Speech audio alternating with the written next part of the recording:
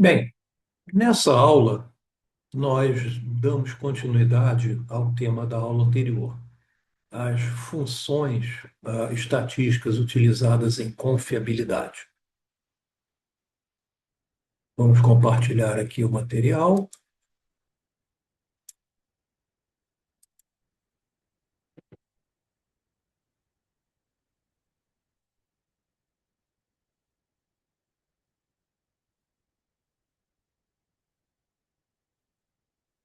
Alguns tipos de componentes, alguns tipos de sistemas, eles têm um comportamento, digamos, próprio, pré-definido. E isso é uma enorme vantagem, porque se nós sabemos que determinado componente se comporta de acordo com determinada função estatística, a gente já sabe o que esperar em termos da função densidade. Nós vimos na aula anterior os resultados de um teste lá, que não se sabia exatamente qual era o comportamento, e fizemos aqueles testes completos para poder identificar a função densidade, a partir da função densidade, a função cumulativa, a confiabilidade e a taxa de falha. Se eu sei que determinado componente segue um padrão, isso já facilita todas as minhas previsões. Então, por exemplo, eu produzo determinado tipo de produto. Eu sei que ele se comporta de acordo com a função tal. Então, eu sei que, mesmo que eu lance um novo modelo, como é do mesmo tipo de produto, ele deve ter basicamente o mesmo comportamento. Então, eu posso fazer alguns testes de bancada para levantar alguns dados? Posso, mas basicamente para levantar parâmetros, né? Porque eu já sei, ele vai se comportar dessa forma, eu só preciso testar até identificar os parâmetros e a partir daí eu posso fazer minhas projeções. Então, isso facilita enormemente. Então, o que a gente vai ver agora nessa segunda parte das funções é justamente algumas funções estatísticas que são usuais em confiabilidade, tá? Então, a primeira é a distribuição exponencial. Alguns tipos de componentes, tá? Normalmente sistemas complexos, não redundantes, tá? Em que você tem falhas, mas essas falhas, elas, digamos, têm um comportamento em que você tem uma redução. Falha muito no começo e o que não falhou demora mais a falhar. Tá? Então, o que acontece? Os componentes que seguem ou se comportam de acordo com a distribuição exponencial, tá? A função densidade dela, a gente já viu na aula anterior o que é a função densidade, né? Como é que distribui ao longo do tempo, segue essa equação que é mostrada aqui no slide, tá? Função densidade, ou seja, a quantidade de falhas, a proporção de falhas em função do tempo, tá? É dado por lambda, tá? Lambda é o quê? É a taxa de falha, tá? Multiplicado por E elevado a menos lambda T. Tá? Uma característica dos componentes que se comportam dessa forma é que o lambda, ou seja, a taxa de falha é constante. Então, lembram lá, quando nós vimos a curva de banheira, que tinha aquela parte da maturidade, né, em que existiam falhas? Existiam, mas elas eram aleatórias, então elas se mantinham mais ou menos num patamar ali, ou seja, praticamente constante. Aquele trecho ali da curva de banheira segue uma distribuição exponencial, tá? Bom, vamos a um exemplo com números aqui, tá? Um fabricante de resistências elétricas. Ele dá 3 anos de garantia. Pegou uma amostra, tá? Colocou em teste e notou o seguinte, que a taxa de falhas era constante. Opa, taxa de falhas constante é uma distribuição exponencial. Já matamos uma parte da charada. E de quanto era? Uma falha a cada 100 mil horas. Ok, é constante e esse é o valor do lambda. Tá? Bom, a gente pode brincar um pouquinho aqui com as formas, né? Como a taxa de falha é dada pela função densidade dividido pela confiabilidade, se eu inverter essa fórmula, a confiabilidade pode ser encontrada ao dividirmos a função densidade pela taxa de falhas. Agora, vamos lá. A função densidade na distribuição exponencial ela é dada por lambda, que multiplica e elevado a menos lambda t. Então, a confiabilidade seria lambda, que multiplica e elevado a menos lambda t, dividido por lambda em função do tempo. Só que na função exponencial, lambda é constante. Então, posso cortar o lambda de cima com o lambda de baixo. A confiabilidade seria dada por e elevado a menos lambda t. Tá? Muito bem, com isso a gente já pode calcular. A confiabilidade em função do tempo. O tempo o que me interessa ali é o tempo de garantia, 3 anos. Tá? Só que eu observo o seguinte: o meu tempo de garantia está em anos, e a minha taxa de falha está em falha por horas. Então, eu tenho duas unidades de tempo diferentes. Eu preciso equalizar isso. Tá? Se eu pegar as horas e transformar em anos, vai ficar um número fracionário, difícil de... É mais fácil transformar anos em horas. Né? Então, a gente pega 3 anos, 3 vezes 365, vezes 24, 3 anos equivalem a 26.280 horas. Então, qual a confiabilidade, né? Qual a probabilidade de não falhar de 0 até 3 anos, ou seja, de 0 até 26.280 horas? E eu jogo na fórmula. Né? Vai ser igual a E elevado a menos. A taxa de falha é 1 dividido por 100 mil multiplicado pelo tempo. 26.280. Quando eu faço essas contas, a confiabilidade dá 0,77. Ou seja, 77% de probabilidade de não falhar dentro de um período de 3 anos. Consequentemente, a probabilidade de eu ter falhas, né, é de 23%. Ou seja, nessas condições, eu devo esperar que, em média, 23% das resistências retornem para mim em garantia. Tá? Então, eu vou ter um gasto muito grande em garantia. Tá? Bom, entendemos a conta. Agora, a gente podia pegar um atalho aqui pelo Excel. Né? O Excel ele tem as suas funções estatísticas. Tá? Então, você vai lá nas equações, procura estatística, tá? Você vai encontrar, por exemplo, dist expom. Pode variar às vezes, né, a versão do Excel, do sistema, pode variar, mas sempre vai ser alguma coisa parecida com isso, distribuição exponencial. Vai abrir essa janelinha e te pede 3 campos ali. Pede o x, x é o teu tempo de referência. No nosso caso, 26.280 horas. O lambda, está ali o lambda.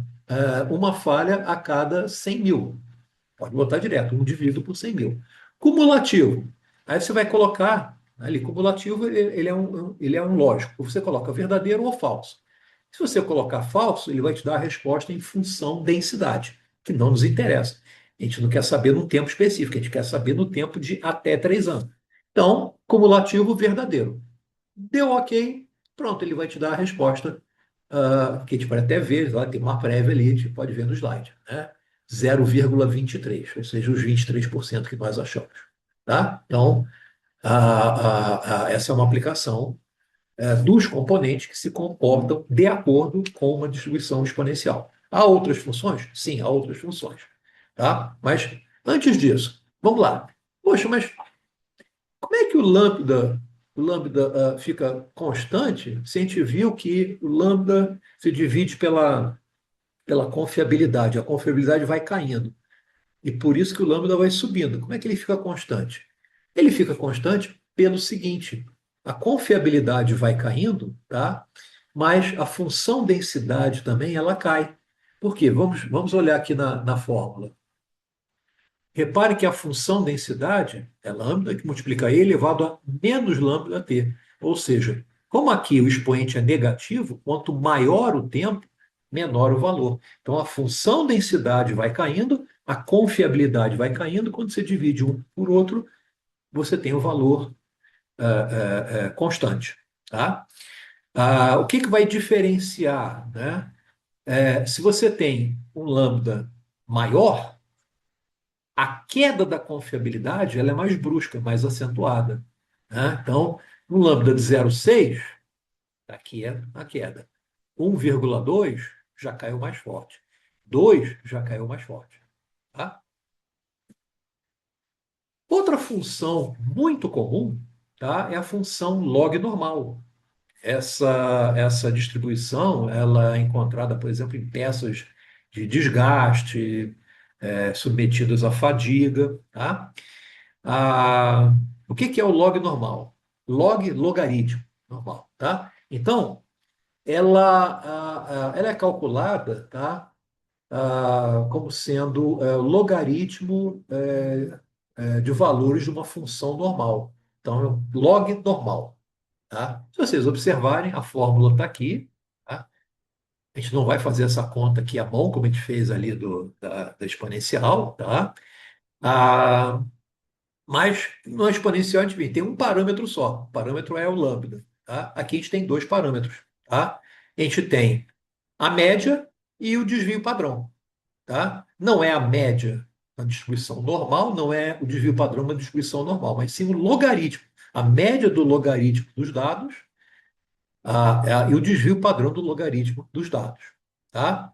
Então, se eu tenho um componente que eu sei que ele se comporta de acordo com uma distribuição log normal, eu posso fazer também minhas projeções.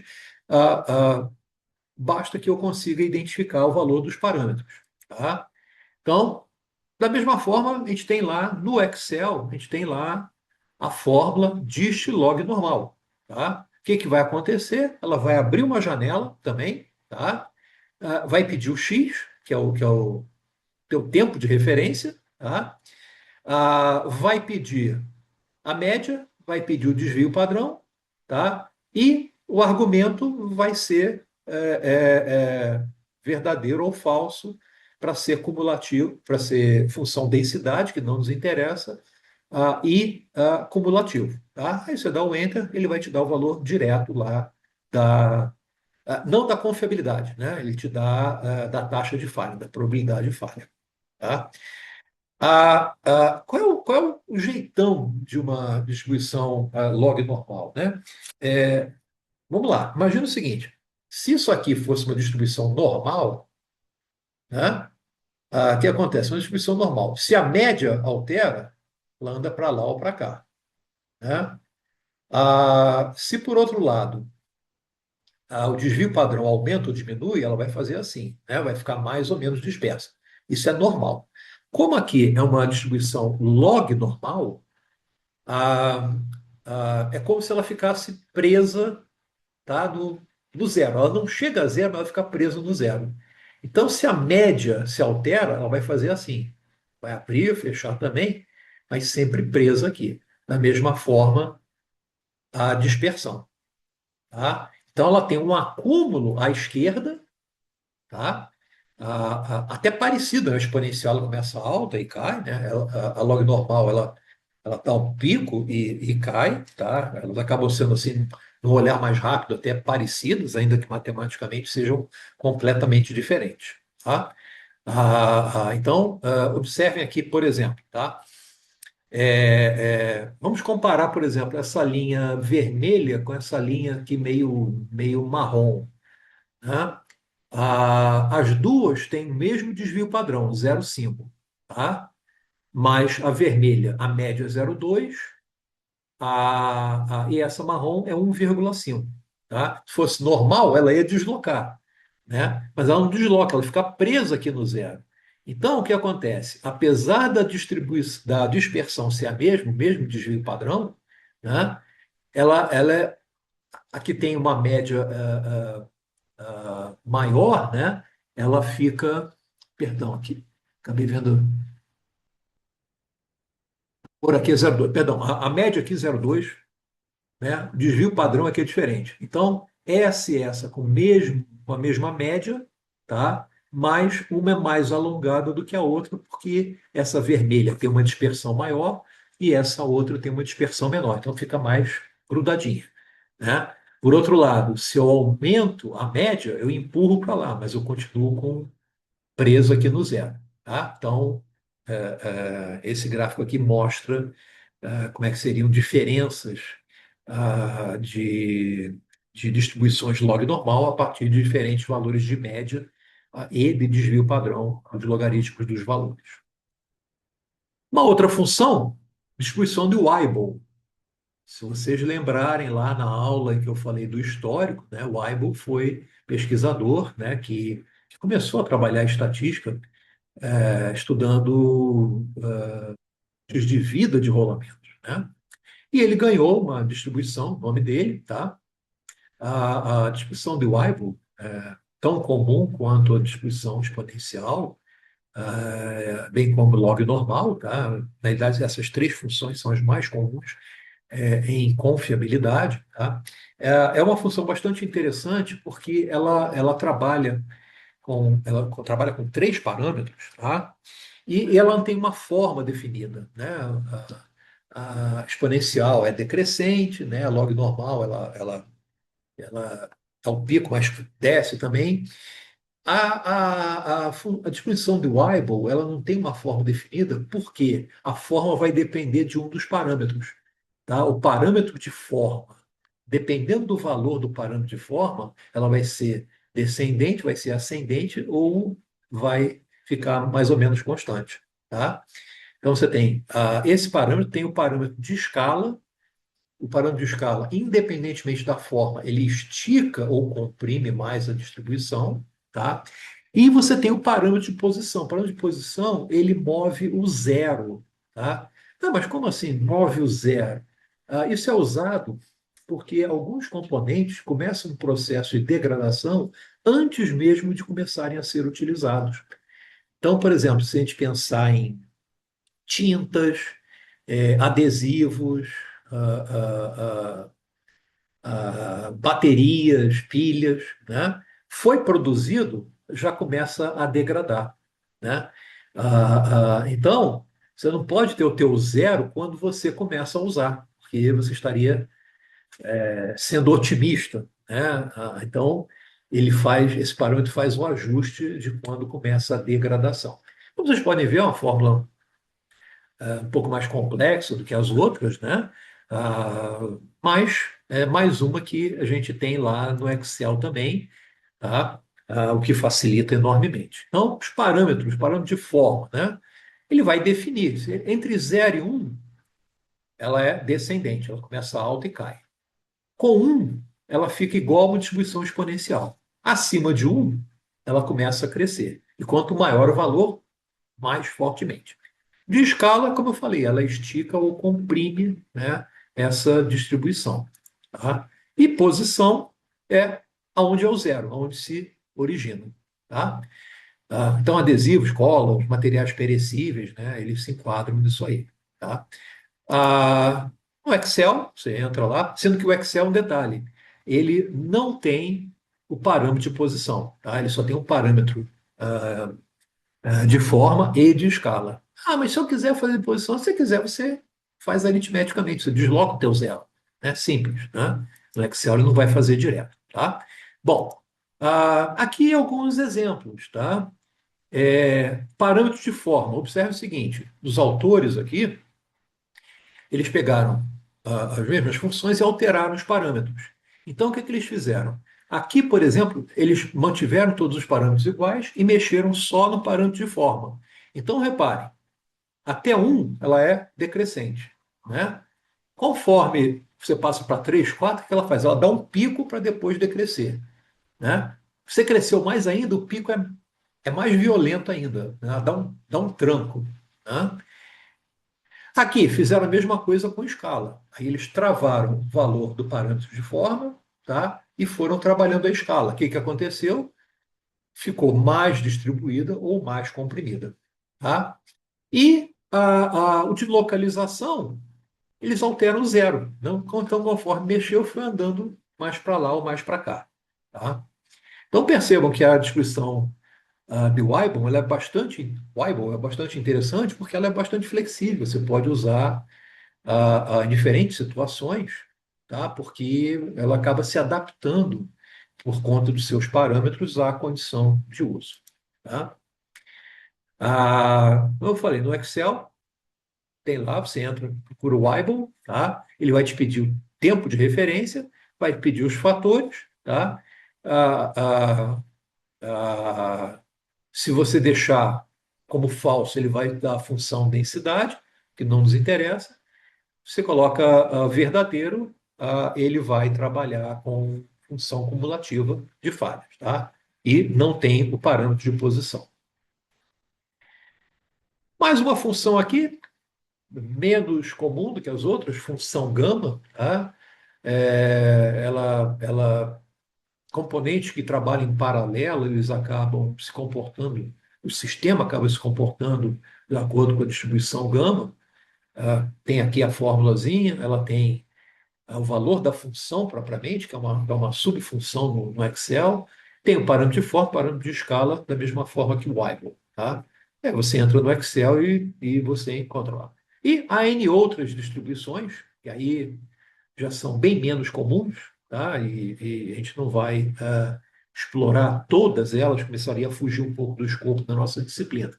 Até a própria distribuição normal não é muito comum, mas eventualmente acontece, retangular, que quadrado, etc. Bom, agora, se eu não sei como um componente se comporta, né? Não sei se ele segue uma função ou outra, e aí, como é que eu vou fazer? Né? Faz aquele teste. O problema daquele teste é que, se for um item que tem uma alta confiabilidade, né? Ou seja, em que a probabilidade de falhar é muito pequena, o teste pode ficar muito demorado. Né? Imagina, né? Se você ficar meses e meses, eventualmente anos, para coletar dados para poder fazer projeções e poder lançar teu produto. É inviável. Né? Então, há algumas saídas. Tá? Você tem testes, em especial, chamados testes de vida acelerados. Tá? Teste de vida acelerado, basicamente, diz o seguinte: vou chegar a conclusões de resultados de teste sem demorar tanto para fazer os testes. Tá? Como é que a gente faz isso? Tem duas estratégias. Tá? A primeira estratégia é a taxa de uso. Tá? Taxa de uso ela é o seguinte: imagina um produto que você não usa continuamente. Tá? A gente tem um exemplo aqui: secador de cabelo. Tá? Secador de cabelo, a pessoa vai usar, sei lá, algumas horas por semana, mas a maior parte do tempo vai ficar desligado. Né? Então, sei lá, vamos supor que use 2 horas por semana, só para a gente ter um número aqui. Se ela se usa 2 horas por semana, né, o ano tem 52 semanas, a gente está falando então de usar o secador 104 horas por ano. Então, se você dá uma garantia de um ano, é uma garantia de 104 horas de uso. Né? Essa é a conta. Né? Então, o que se faz é colocar isso num teste contínuo. Tá? Obviamente com condições de controle, né? Para evitar o superaquecimento, etc. Né? Mas você, em menos tempo, simular aquilo, para poder tirar conclusões. Tá? Agora, se você tem um produto que o uso não é contínuo, por exemplo, geladeira. A geladeira está sempre ligada. Né? Aí não tem como encurtar esse tempo. Né? Aí você parte de uma outra estratégia que é do estresse. Né? A ideia do estresse aqui é o seguinte: você precisa conhecer muito bem o seu produto, tá? Para saber quais são os seus modos de falha. E aí entra todo aquele braço qualitativo da engenharia da confiabilidade. Entender como as falhas ocorrem, por que ele ocorre, o que causa as falhas. Tá? Então, por exemplo, se a falha ocorre pelo acúmulo de temperatura, poxa, então, se eu botar para trabalhar numa temperatura mais alta, vai falhar mais cedo. Né? Ou se falha por vibração, seja o que for. Né? é preciso saber como falha, tá? Porque aí você amplifica aquela forma de falha para fazer com que falhe mais rápido, tá? Mas como é que isso funciona exatamente? Bom, vamos lá. Já vou explicar aqui para vocês. É importante saber que alguns tipos de componentes, principalmente componentes eletrônicos, essa área é muito avançada, a engenharia da confiabilidade de componentes eletrônicos é muito avançada, ela tem inclusive já testes prontos, né? Que você testa uma vez, vê os resultados, já joga numa fórmula e já faz suas projeções, né? Então você tem teste Arrhenius, em que o modo de falha é a temperatura. Então, se você testar com a temperatura mais alta, pega o tempo de falha e já faz uma conta e já estima quanto seria o MTTF. O iRing, a mesma coisa. A lei da potência inversa, combinado, enfim, há uma série de testes previamente definidos que já são alguns atalhos. Tá? Mas qual é essa lógica de você fazer com que fale antes? Tá? Ah, ah, também, se você conhecer a distribuição, você pode. Ah, eu sei que se comporta de acordo com essa distribuição, mas não sei os parâmetros. Você pode usar também esse teste de estresse. Como é que isso funcionaria? Imagina o seguinte: vamos pegar essa figura aqui, tá? Imagina que falha por temperatura. Então, o que acontece? Eu quero estimar o tempo médio de falha, o MTTF, em temperatura normal. O que eu faço? Eu boto para testar numa temperatura mais alta. E aí eu vou ter algumas falhas aqui. Ao mesmo tempo, eu coloco para testar uma temperatura mais alta ainda. Observe, aqui é o chamado nível de aceleração, nível de estresse, né? O quanto eu estou forçando. Reparem que quanto maior a temperatura, menor o tempo de falha, falha mais rápido, né? Então você coleta esses dados, tá? Faz uma análise estatística e projeta qual seria o MTTF se não houvesse aquela temperatura excessiva. Tá? Normalmente você faz projeção para a direita, para aumentar. Né? Aqui você faz uma projeção para diminuir. Tá? Ou seja, levar mais tempo para falhar. Mas se não for uma linha reta, tem problema. Você vai identificar uma função aqui, é um estudo estatístico, você identifica uma função, tá? E você vai conseguir projetar com estresse zero qual seria o MTTF. Tá? Ah, aqui a gente tem uma série de potenciais variáveis do estresse. Se são metais, metal falha por temperatura, umidade, salinidade, dielétricos e isolamentos, temperatura, voltagem, vibração, alimentos e medicamentos, normalmente são perecíveis, temperatura, umidade, radiação solar, por isso que você encontra lá, mantenha esse frasco longe da luz direta, da exposição ao sol, né, em temperatura moderada, justamente para você não ter uma aceleração no processo de degradação. Plásticos, temperatura, vibração, choque, dependendo do tipo de plástico, tipo de resina, semicondutores e componentes eletrônicos, temperatura está sempre ali, né?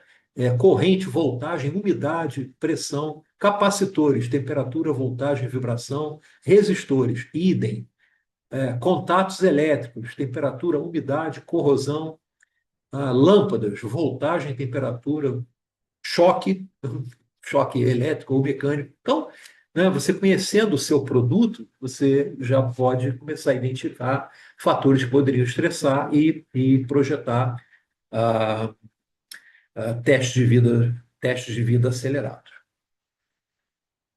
Ah, ah, mas eu não sei como qual é a função. Não tem problema. Aí o Excel te ajuda, né? Então, por exemplo, a gente coletou aqui uma série de dados, né? Jogou no Excel, o Excel criou aqui uma função simples, né? Dois cliques no mouse e você já tem isso aqui, tá? E aí, inclusive, a gente calcula aqui o coeficiente de correlação, né? O quão próximo isso está do número teórico, né? Então, bastante tranquilo, né? Ah, aqui, eu posso também fazer a chamada linearização, né? Eu tive um conjunto de falhas aqui, Poxa, mas eu não sei se essas falhas são de uma distribuição exponencial, log normal ou Weibull. Tranquilo, você projeta os pontos aqui comparando o que foi prático, o que foi coletado, com o que foi teórico, de acordo com cada função. Né? Aí você vai ter uma linha reta aqui, e aí você vê, bom, e a distribuição desses pontos, quando comparados aqui com essa linha reta, o Weibull parece que está muito longe, a exponencial está mais ou menos, log normal está mais ou menos. Então, talvez seja exponencial ou log normal. Né? Log normal aqui está, inclusive, mais próximo. Então, se aproxima bastante uma distribuição log normal. Ah, mas não tinha que ser certinho em cima da linha? Não. Probabilidade estatística sempre vai ter ruído, sempre você vai ter pontos fora, né, do que seria o teórico. Tá? Então, você tem recursos diversos, né, para serem utilizados quando você vai analisar esses dados. Você joga uma estatística pesada ali. Tá? Outro aspecto que a gente precisa levar em consideração também, e isso pode trazer um certo grau de complexidade, é quando a gente tem os chamados dados censurados. Né? Então, por exemplo, peguei as lâmpadas, peguei 50 lâmpadas, coloquei numa bancada de teste para ver em quanto tempo elas falham. Né? Aí tá bom. Né? Aí alguém passou do lado, tropeçou, bateu com o braço, quebrou uma lâmpada. Ela falhou? Falhou. Mas falhou porque alguém bateu nela. Né? Então você perdeu os dados. Mas eu posso simplesmente perder os dados e continuar fazendo o cálculo com 49 lâmpadas, ou eu posso aproveitar aquele tempo que a lâmpada estava em uso sem ter queimado até a hora que alguém quebrou e aproveitar aqueles dados para calcular a taxa de falha. Né? Eu não preciso jogar fora os dados, eu consigo aproveitar. Então, eu tenho testes que são testes completos, né? Eu fui aqui registrando aqui um exemplo simples, com uma amostra de tamanho 6, em que eu parei o teste quando todos falharam. Ok. Tá? Agora, pode ser que eu tenha, por exemplo, meu teste ia até o tempo tal, e aí o que não falhou até ali, acabou o teste. Poxa, tá bom, mas quanto mais isso duraria? Né? É o chamado dado censurado. Eu não medi até falhar, eu medi o que falhou até o teste acabar. Aí o teste acabou, pronto. Né? Um outro tipo de censura é, eu vou colocar 6 em teste, tá? Mas quando eu tiver a quarta falha, eu paro o teste. Então, teve a quarta falha que parei o teste, ficaram dois sem testar. Né? Então, a gente tem alguns outros recursos que nos permitem calcular isso quando eu tenho dados censurados. E eu tenho censura aleatória, né? Como eu falei, alguém tropeçou e quebrou uma lâmpada. Né? Isso aqui é muito usado também, inclusive na área de saúde, né? Tratamento de pacientes. Os pacientes estão tomando um determinado medicamento para ver se cura uma doença, aí o paciente morre, mas morre por outra razão, e não a razão daquela doença. E agora, você perdeu os dados dele, né? Então, como é que você usa aquilo, tá? Então, você tem alguns recursos para você lidar com dados censurados, e nesse sentido, o livro do Fogliato Ribeiro é muito bom, ele tem uma base matemática muito boa, tá? Quem quiser se aprofundar pode pesquisar lá, tá? Também o livro do Colosimo, do Giolo, também cobre isso, tá? Inclusive, eles trazem lá um método Kaplan-Meier, que parecido com aquele que a gente fez com todos os dados, que criou os gráficos, só que eles usam formas de cálculo diferentes que não precisa o teste chegar ao final. Você vai conseguindo calcular a confiabilidade ao longo do tempo, tá? Mesmo que o teste não termine. Tá? Então, são recursos existentes, a gente não vai cobrir aqui, já estaria no nível além do que é previsto para o escopo, para a ementa da nossa disciplina.